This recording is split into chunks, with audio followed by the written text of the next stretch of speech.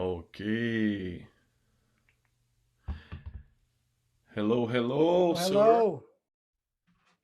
How are you? Very good. And you?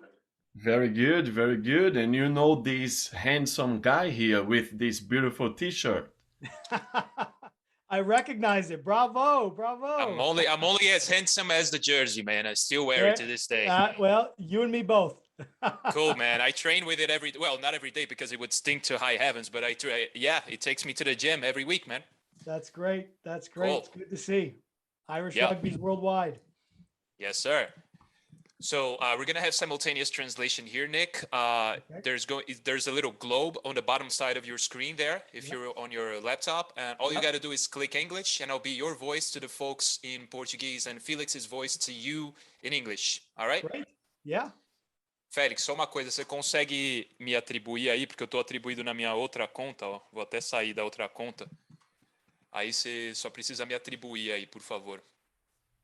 Clicar na interpretação, se facilitar, finaliza ela, porque eu não tô atribuído nessa nova conta que eu entrei, entendeu? Just setting it up here, Nick. No worries at all.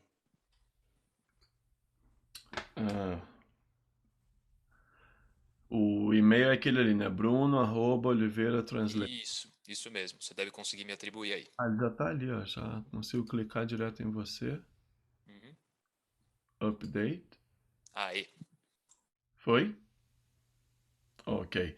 Nick, let's do some tests here because we changed the buttons just to make sure that the audience can work here. Okay. Just to make sure that the audience can understand the interpretation. Pessoal, vamos fazer um certo teste aqui, ok? Mudamos os botões. Nick, dá só um alô aí, dá um alô para a audiência. Okay, yeah, got it. No problem.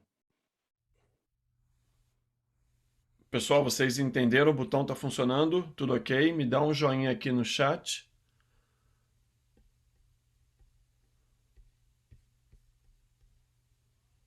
Funcionando, perfeito. Maravilha.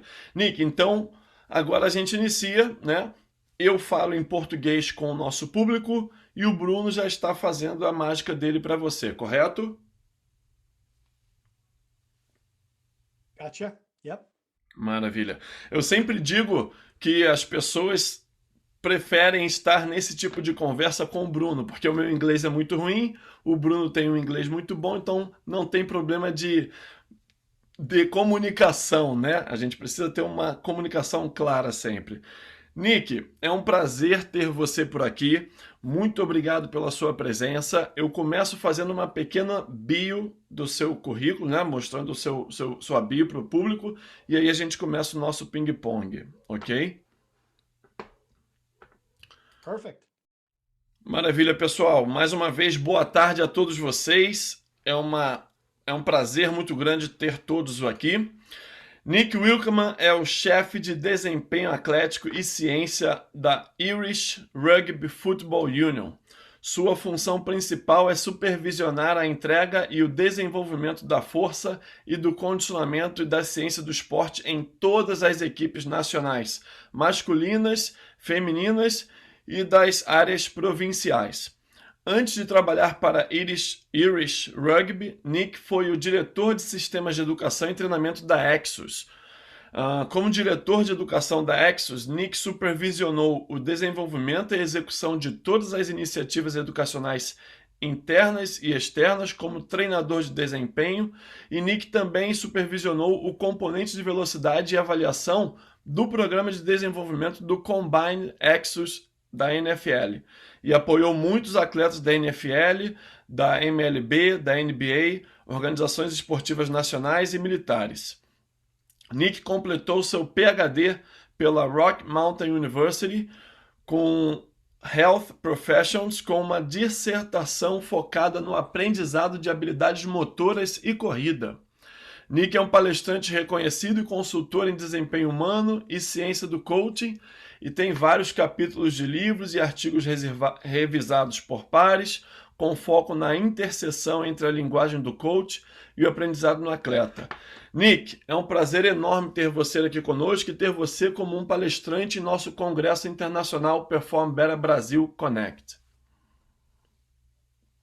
Well, Felix, I absolutely love Brazil. I love the people of Brazil, the passion and the pursuit of fitness and performance. The pleasure is all mine.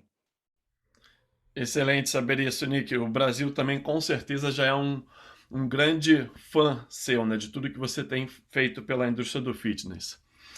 Última vez que nós nos vimos pessoalmente, não sei se você vai se lembrar disso, foi na casa do Chris Poyer, que é o chefe da Perform Better, aquela famosa reunião de palestrantes do Perform Better Summit de Rhode Island. Você lembra disso?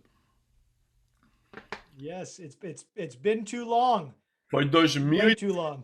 2019 aquilo, foi 2019. E tínhamos até no momento um outro brasileiro, o Thiago Passos, que é um outro grande fã seu, né? A gente ficou numa conversa longa ali na cozinha. Naquela época você não tinha ainda divulgado o seu livro, porque isso foi julho ou agosto de 2019. E mesmo assim eu pude ver no Perform Better Summit o quanto o público procurava por sua palestra, né? Foi impressionante ver o quanto as pessoas iam atrás de você. A minha primeira pergunta hoje vem da sua escolha de atuação. Enquanto muitos profissionais vão para os meios tradicionais de desenvolvimento de performance e tal, você se preocupou com a comunicação, com o aperfeiçoamento em melhorar a linguagem com os atletas. O que te fez se aprofundar nessa área? Thank you, Felix. You know, for me, what we're ultimately trying to do is get all this information in our head, all this information in the program, and share it with the person. And my ability to get information from the program to the person is limited by my capacity to communicate, to share. Now, certainly program design, exercise selection, periodization, hear me now, it is critical, it is paramount, but it is limited. It is limited if I don't know how to communicate that with you. So for example, Felix, let's say I'm taking you through a functional movement screen, and it's a perfect functional movement screen from Gray Cook and Lee Burton. We get all the details. And now I know exactly what Felix needs to change. If I don't have the ability to communicate that to you, to give you the instruction, the coaching cues, the encouragement, the feedback to actually facilitate the change, nothing's going to happen.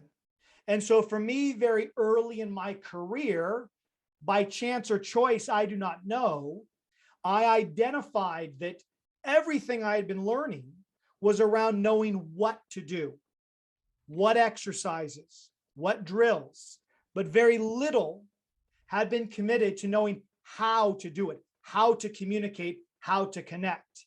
And at the time when you would talk to other coaches, for me, this was around 2006 to 2009. When you would talk to other coaches about coaching, they would simply say, oh, that's the art of coaching. Trial and error, figure it out. And certainly trial and error and figuring it out and recognizing when what you said didn't work and when it did is really important. But if we just leave it to trial and error, then we are subject to being good again by chance, rather than being purposeful in our pursuit of what I now call verbal fitness. And so all I see my responsibility to our industry being is trying to fill a very large hole in what we do day in, day out, recognizing that every single person listening today understands how important communication is. Yet in many cases, we failed to give them the resources to get better at it. And that's what I'm trying to do.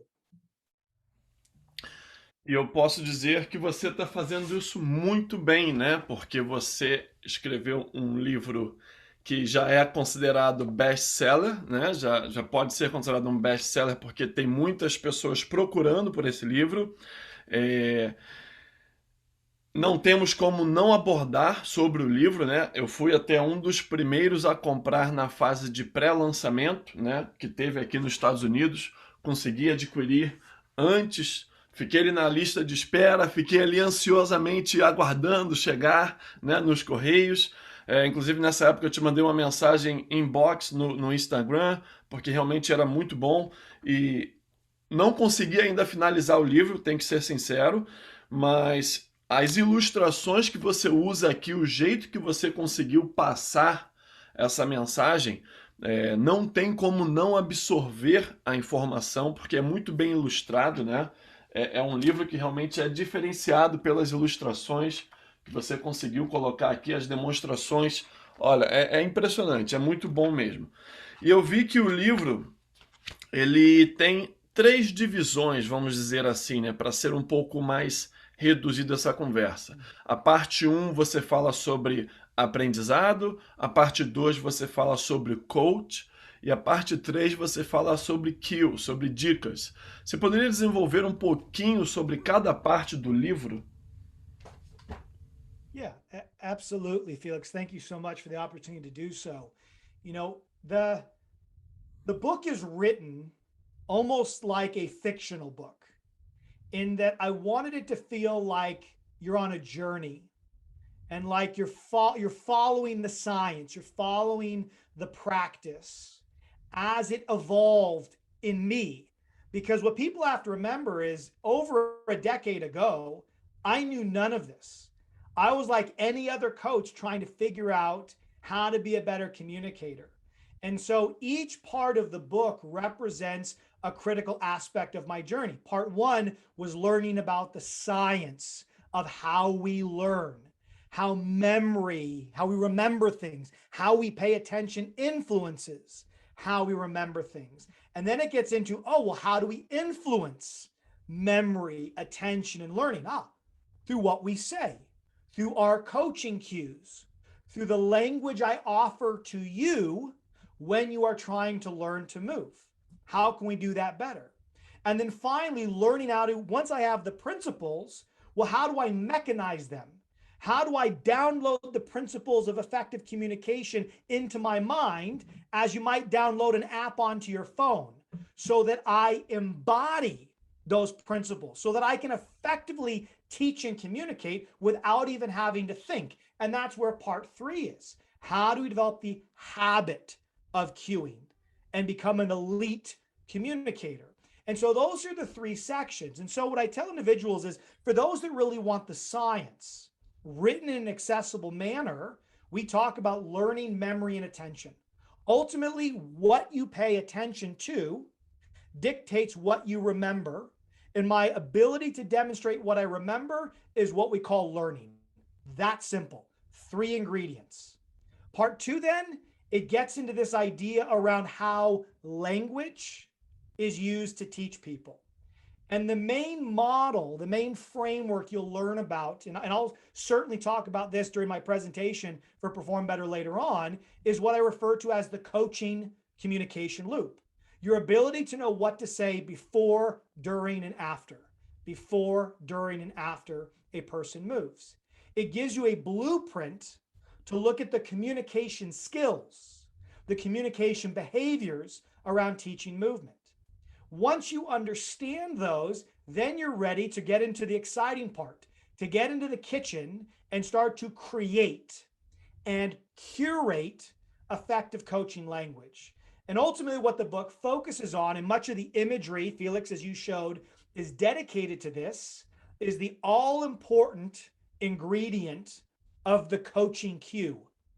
The last thing you say to the client, to the athlete, to the patient before they move.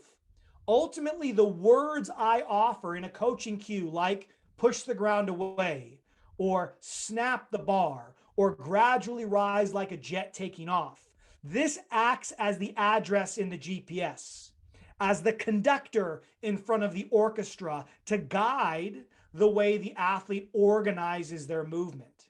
And so the book is about helping you to become a communication athlete, to have a simple system, a simple model to get to the words that work. when it comes to coaching and cueing your athletes, clients, or patients. And so we could dive in deeper, but that is really what the book is achieving. And the book is meant to meet you in practice. It's not meant to be theoretical jargon. The science is there, but I always go back to what does this mean for you on the ground on Monday when you're facing a client? Excelente. Então, pelo que eu estou entendendo, após a palestra, as pessoas já poderão aplicar as suas dicas na semana seguinte. Na próxima sessão de treino, eles já vão estar aptos a pegar algumas dicas da palestra, correto? 100%. They're not only going to have examples, but more importantly, they're going to get the system that I lay out in the book. This isn't some kind of a teaser. I'm going to give the best bits in this presentation, and the book will help the person deep dive. Excelente. E aí você já puxou um pouquinho da minha próxima pergunta, que eu iria vir falar sobre a sua tema, né, dessa palestra, que é a linguagem do treinamento. Mesmo os temas seriam um pouco parecidos, porque você ano passado palestrou no Perform Better Summit, no Perform Better Summer Seminar Series, o evento online da Perform Better dos Estados Unidos, e você também esteve no Brasil em 2019, no final do ano, com o pessoal da Move Education, da Carla Sutovia, e também palestrou para os brasileiros. O que eu estou querendo mostrar para o público é, esse ano o público poderá aprender muito mais com você, ou seja, mesmo sendo muito parecidos os títulos, o público terão novas informações? Well, 100%. My content evolves nearly daily in terms of how I present it, the examples we give. And so the presentation that we're going to go through is going to be very, very practical. We're not going to spend a ton of time going around the science. I've spent almost 10 years now talking about the science of internal cueing and external cueing. We'll give that some voice, but most of that will be referenced to, hey, go learn about this in the book or with the available research. What we are going to dedicate our time to is actually how do we start to create cues, and how do we map cues to the technical errors that we see in the day-to-day movements, the squatting, the lunging, the hinging, the RDL. So the vast majority of the real estate we are going to be covering is focusing on that critical skill of cue creation. And so it will be similar to themes, but this is such a big area. We have to continue to revisit it and look at it from different angles and certainly different examples, which is exactly what we will do. Excelente. Tem um comunicado aqui, ó, uma mensagem que eu vou passar para você, da Carol, se eu não me engano, Carol Lopes. Acredito que é Carol, né? Desculpe se eu falar errado o nome, mas a pessoa diz: um diferencial do Nick é que a paixão pela qual ele ensina e faz suas palestras ou aulas fazem a diferença na comunicação. Fazer o aluno sentir faz a diferença, ou seja, estão percebendo a sua paixão aqui ao falar, né? Você é muito forte nesse momento, isso é muito interessante. Nick. Well, Felix, let me interrupt you. Let me interrupt you for a moment here to speak to that. Firstly, thank you for the comment. I am. It's not an act. I am quite passionate about this, but I think what the person is hinting on is another key attribute of communication. With my own work, I spend a lot of time focusing on what to say, literally talking about the words that we use and how those words shape the way we focus and ultimately move. But a huge part of that is how we say those words, our energy, the nature of our tone, our body language. All of these non-verbals are critical to coloring the nature of the language that we offer and the focus that encourages. And so interestingly enough, I'm spending more time talking about how our non-verbal and our verbal, our body language, our tone, and physically what we say, they need to match together. Because if I'm just up here talking with my slump posture, a low tone, and poor eye contact, it betrays my words. It sits in contrast versus aligning to what I'm saying. And we pick up on that as lack of security, unsure. And when someone lacks security, when someone comes across as unsure, we question their message. And thus we don't build trust, we don't build buy-in. And so what she's hinting on is so critical to get more out of the language and communication you use. Muito bem colocado, Nick. E realmente essa questão que você fala agora do compromisso, né, que a gente tem o termo buy-in, né, em inglês, que é o compromisso, quando você consegue ativar o compromisso, só o jeito de você estar falando, de você estar se comunicando, já prende a atenção do atleta, né? Não tem como ele se dispersar com outra informação em volta, porque você está realmente chamando a atenção o tempo todo dele, né? Você já consegue ter feedbacks de treinadores, de atletas que passaram por você na época da Exos lá atrás e que hoje tiveram a oportunidade de voltar a treinar com você? Você já teve algum feedback desses atletas, se é que você teve essa oportunidade? Yeah, it's really interesting. So there's a couple of different ways to tackle this question. The first thing I want to say is this: when you initially start to learn about effective cue creation, how to design cues that help people learn to move better, you'll find that it can be quite scary. And I want to be honest with that, because if you don't understand that, then I'm misleading you. I'm sending you down a path that's different than the one you think you're going on. And so early on, you're going to make mistakes. And so talking about athletes, I give analogies or cues that didn't always make sense. They'd look at you like, what are you talking about? But it was only in exploring the full breadth and depth of my cues in my analogies that I inevitably learn what I'd like to think to master this area of cue creation, which I'm still at the same time a student of. But over time, as I got better at it and my cues were working, light bulbs were turning on.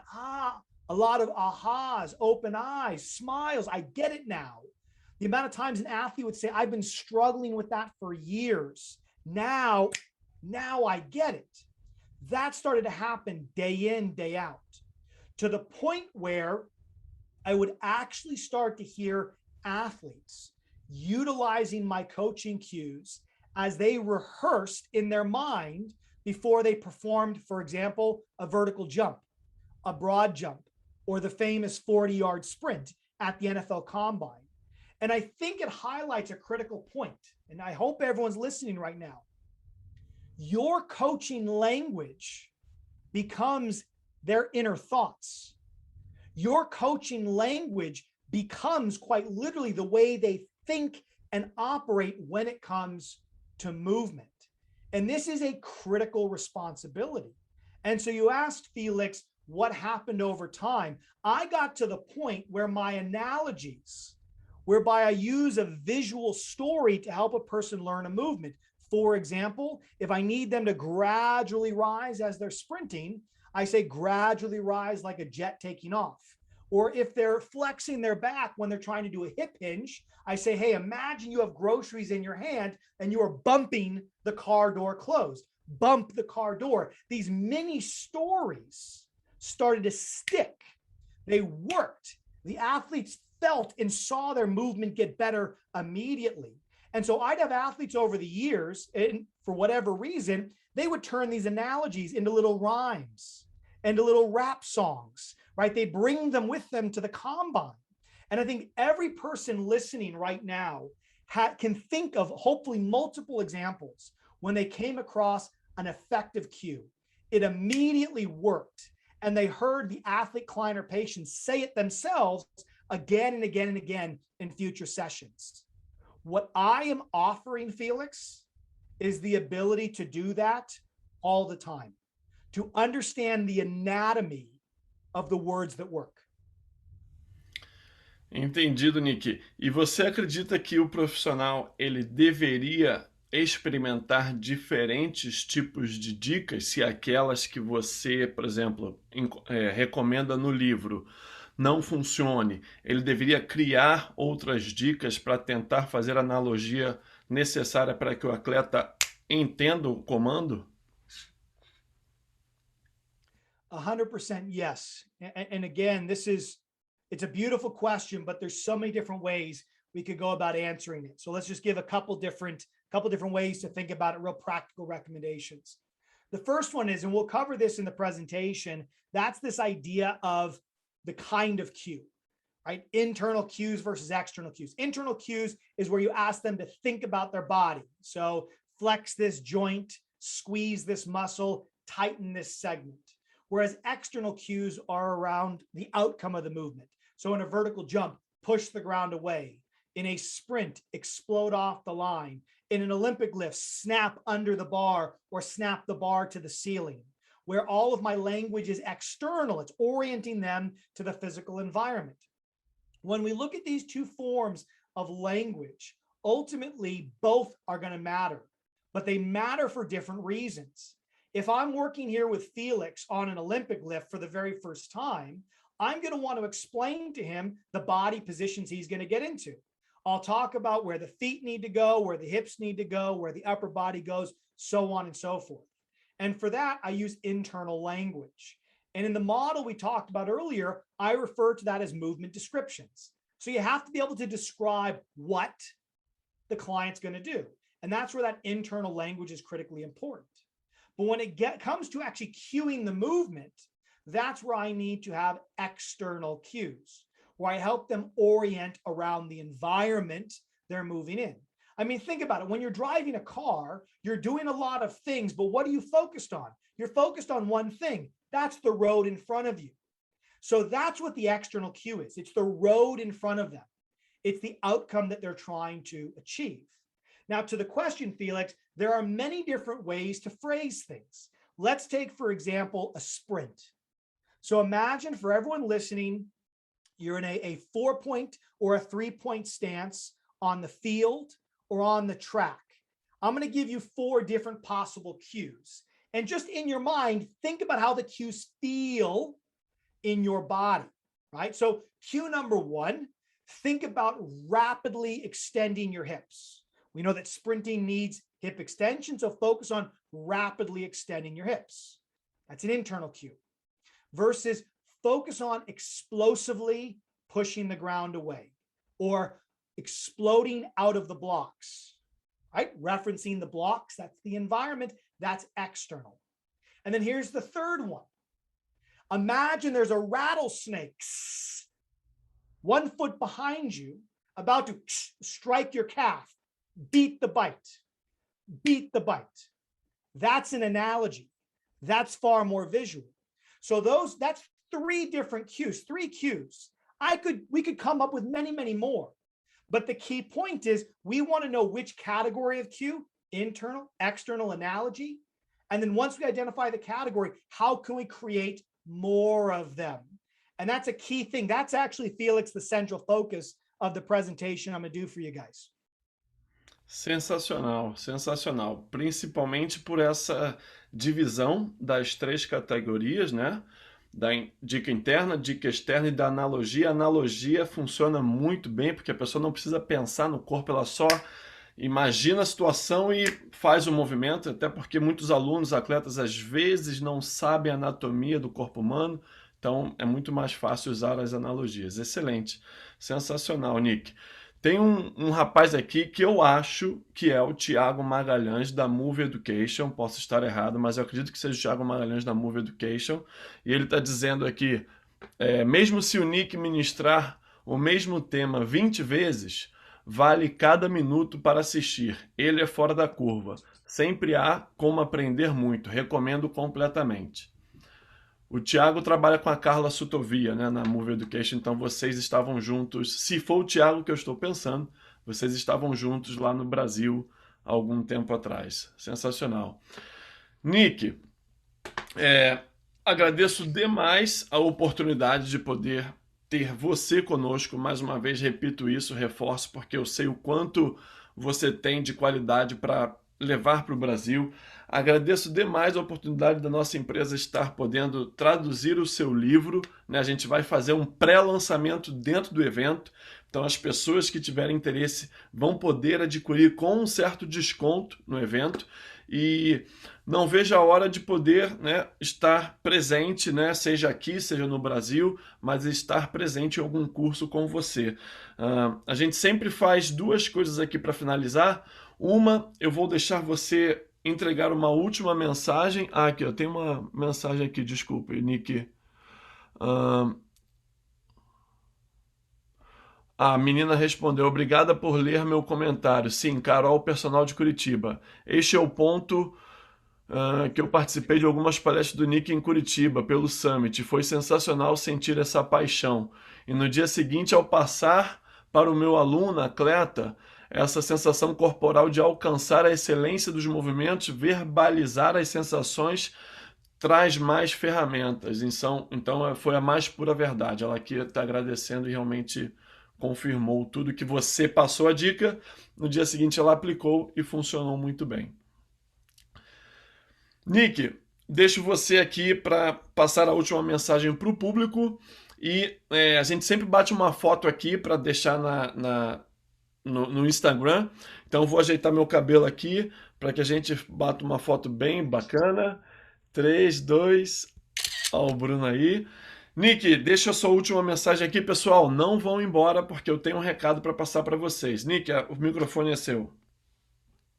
Oh, Felix, really appreciate the time today. Bruno, as always, thank you so much for doing your brilliant translation. You are epic. You are the legend in this mad trio here. And really, I hope people, no matter where they are, got something out today. We hope to see them at the presentation. The key thing is this: I'm saying it again and again and again.